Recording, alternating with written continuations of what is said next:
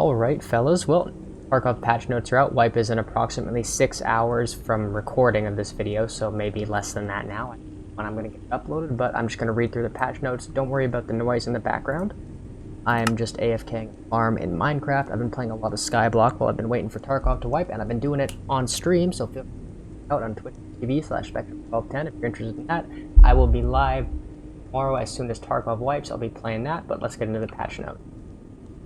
Alright, so new location has been added, Ground Zero from level 1 to 20. This is a starting location for PMCs to learn the game. There's visual indicators and a couple new quests have been added to this location. The new boss on streets called Kalante. I don't know if that's how you pronounce it, but he has the belt-fed 7.62-39 rifle. So the same caliber that the SKS shoots. It's the RPD. He has two variants of that. Two variants of the RPD have been added. I don't know the difference. I just know that there's two in the patch note. Kaban has had two new guards added to him, special guards that wear special clothes. One of them has a machete and one of them has a fondness for crowbars. So I don't know what that means, but it's in the patch notes, so I guess we'll figure it out. Shoreline has been reworked. This is very welcome to me because I hate that map. I think it's way too open and terrible in a lot of situations. They added a new location and changed all the terrain in between locations, keeping the points of interest mostly the same with a couple of changes here and there. We'll see it when we get to play the map. New weapons, the two 9x39, the caliber that the Val shoots, the two new guns for that caliber have been added. The SIG Spear got added, chambered in .277 Fury, that's a new caliber. Don't know if it's big, sounds big. Sounds very American, honestly. And then the two variants of the RPD have been added, and the SKS model has been changed. They added achievements to the game, so you can see those, I assume, in a new tab somewhere in your, I don't know, in UI somewhere. There's achievements in the game that I think will be persistent through wipes, but I'm not sure. It makes no sense that they wouldn't be. I'm pretty sure they are.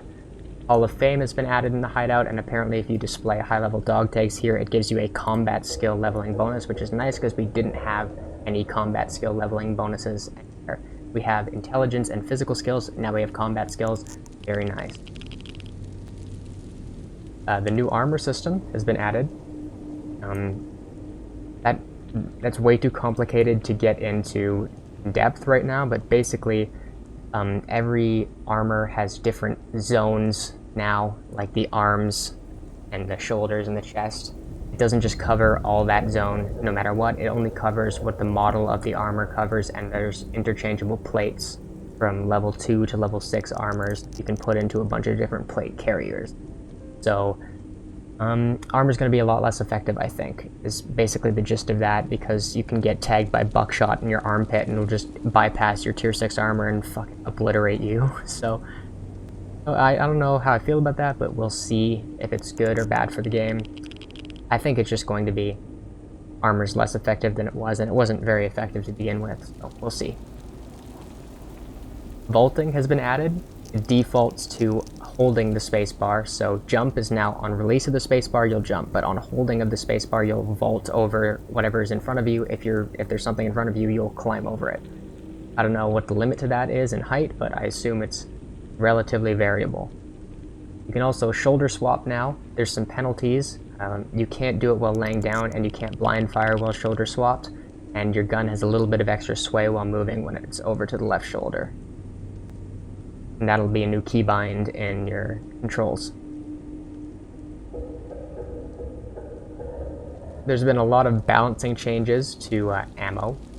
I don't know what any of those are. Those aren't out yet. We don't have stats, but there's been a lot of balancing changes to ammo and ammo availability and crafts and prices and all stuff like that. New recoil system has been added. I'm very excited for this one because I haven't liked recoil in Tarkov for quite some time. We'll see how it is. It's supposed to feel better and more realistic and controllable for players, especially in semi-auto and burst fire, but we'll see. Can't imagine full auto is going away anytime soon. Lightkeeper services have been added. You can hire the rogues to fight for you, Zerachi to fight for you, and you can get an amulet that makes the cultist neutral instead of aggressive towards you. There's also viewable profiles. I don't know what that means, but I assume it has something to do with being able to see the stats of other players. And then there's been some AI adjustment. Quest adjustment.